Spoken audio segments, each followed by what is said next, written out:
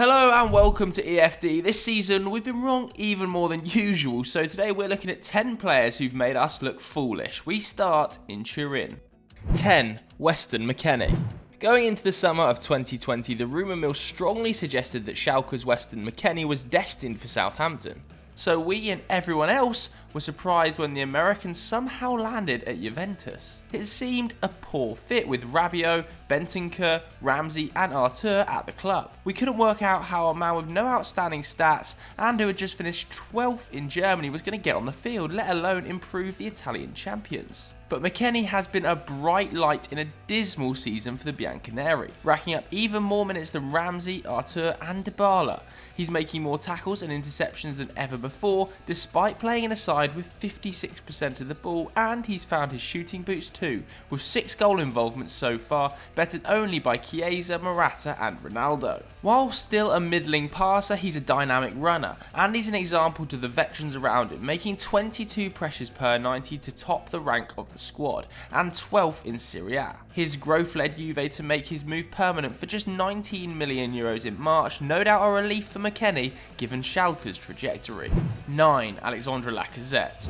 Last summer, Arsenal fans had split feelings about their strikers. They rejoiced to see Pierre-Emerick Aubameyang sign a new contract, but lamented the failure to sell Alexandre Lacazette, who had scraped just 10 league goals, making it 3 successive years without hitting 15 in the Prem. But 6 months on, the Gunners' best goal-getter has been the Frenchman, not the Gabonese. At present, Lacazette has 2 more goals than his captain in 300 fewer minutes, and despite what the fans may say, he continues to be an above-average finisher, bringing his tally at the Emirates to 48 goals from an expected 45. He also creates more chances than Aubameyang, completes more dribbles, presses more and wins possession more, with 1.8 tackles and interceptions a match, more than Bobby Firmino. In fact, only Emile Smith-Rowe in the Arsenal squad has a more positive effect on the Gunners' performances, with Mikel Arteta's team creating around 0.5 expected goals more than their opponents for every 90 minutes Lacazette is on the field. At 29 and with 1 year left on his contract, Arsenal still need to sell Lacazette in 2021 and invest in younger players, but the former Lyon man has restored his reputation. He could well be on the Champions League scene next season. 8. Angelo Ogbonna. Praise for West Ham's solidity this year has been lavished on the fullbacks and Craig Dawson, but with over 2,000 minutes the Englishman's 1,300, Angelo Ogbonna has been key to the Irons' resurgence, finally winning the appreciation of fans and pundits as he closes in on 200 appearances for the club. Now 32, Ogbonna has been solid in defence, ranked 5th in England by expected goals allowed, and has chipped in with 2 strikes of his own, earning the club 4 points in wins over Villa and Leeds. While a relatively reserved centre-half, Ogbonna does press more than Cresswell or Dawson, and he's yet to commit a single error this term, while his 66% aerial win success rate matches the veteran and his distribution is superior too, sitting behind only Souček and Rice when it comes to completed long balls. No one is going to confuse Ogbonna for a world-class player, but West Ham are heavy favourites for Europa League football next season and could yet nick a spot in the Champions League. If they do, the Italian will have more than paid back his €11 million transfer fee with interest. 7. Luka Modric. As with many players on this list, we're hardly Luka Modric deniers. In fact, we've been huge fans of the midfielder throughout his entire spell in Madrid. But going into the current season, we expected a pretty significant drop-off. The Croatian is now 35 and playing one of the game's most demanding positions, and he went into this year having started just 22 games in 1920, his lowest tally since 14-15. Of course, we shouldn't have been worried. If anything, Modric's talents remain as strong as ever, with his chances created dropping from 1.9 to a still respectable 1.6 this year, but all his other passing numbers shooting up, with 2 passes into the box and 7 progressive passes per game, good for 33rd and 23rd in Europe. He's also making more defensive actions than ever before, that's 3.2 per 90, and has even retained his mobility, with 1.9 dribbles a game, better than 2 of the last 3 years, at a success rate of 72%, his highest in Madrid history. This is hardly a vintage Madrid side, but Modric is a vintage player, gaining complexity with age. If this is his last hurrah at the Bernabeu, it's worthy of a distinguished career. 6. Pedri. We may not have doubted Pedri's talents when Barcelona paid €5 million for the Spaniard in 2020, but we were unsure about the then 17-year-old's ability to contribute to a super club, especially one coming off a summer in which they let Suarez leave and forced Messi to stay, whilst installing a mid-level manager in Ronald Koeman and preparing for the turbulence of the club's elections. But Pedri, who turned 18 in November, has come of age in more ways than one. At the time of writing, only 4 outfield players played more minutes for Barcelona. That's Messi, Alba, De Jong and Griezmann. And the youngster has registered 5 goal involvements in 20 starts from midfield, a pretty solid tally, and no less than he deserves, with expected goals projecting more like 7 contributions. In Koeman's setup, Pedri's job is to pass to Messi, and he excels in this regard, with only the Argentinian and Ousmane Dembele creating more chances per game, while he chips in defensively too, leading the side in pressing and making more tackles and interceptions than everyone in the squad bar Busquets and Mingueza.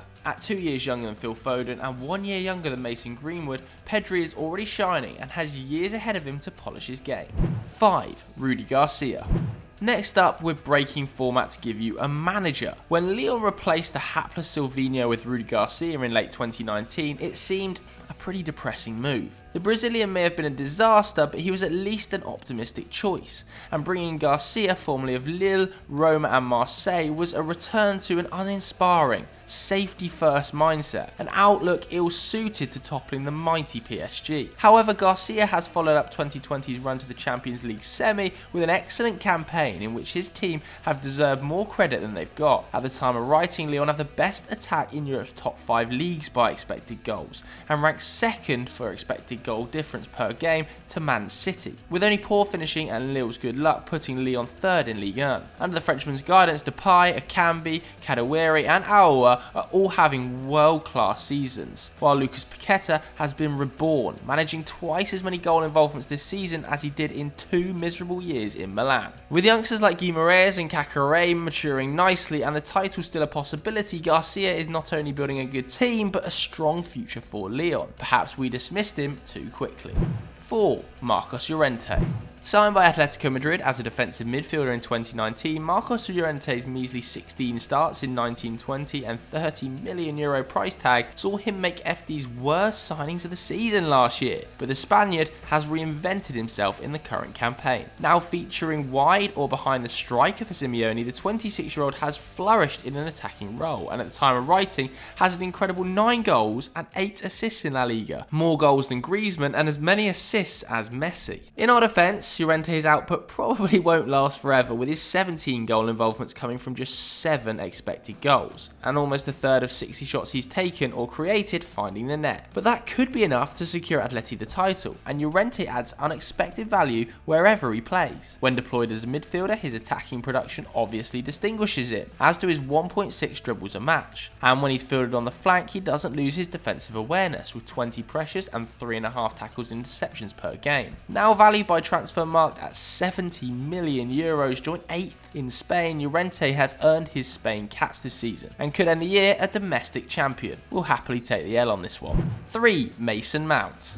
I want to caveat this one by saying not everyone at Football Daily believed that Mason Mount wasn't already a top-class player. Certain members of the team definitely disrespected him though. And between Chelsea spending €173 million on attackers in 2020 and Frank Lampard getting fired, certain members of the team expected Mason Mount would endure a tough season.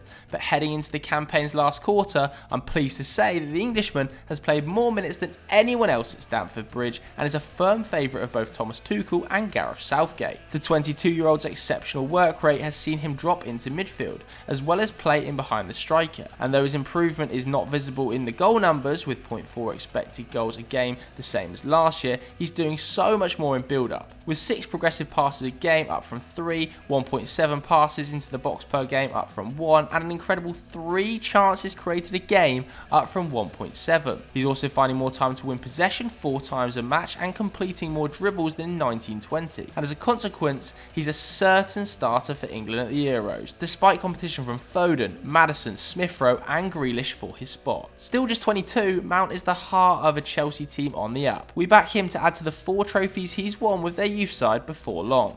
2. Rodri.